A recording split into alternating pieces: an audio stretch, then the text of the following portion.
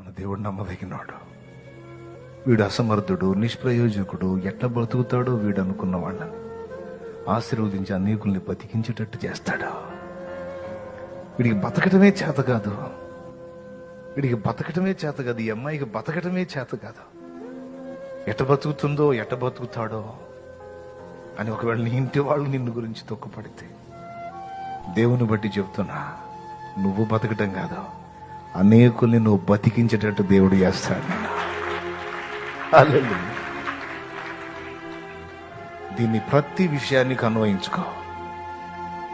దృష్టి మనుష్య దృష్టితో నువ్వు చూడొద్దు పరిస్థితుల్ని, దేవుని దృష్టితో చూడు. సాతాను ఎంత మోసగాడో తెలుసా? పరిస్థితుల్ని, మామూలుగా ఉన్న వాటిని వికృతంగా చూపిస్తాడు.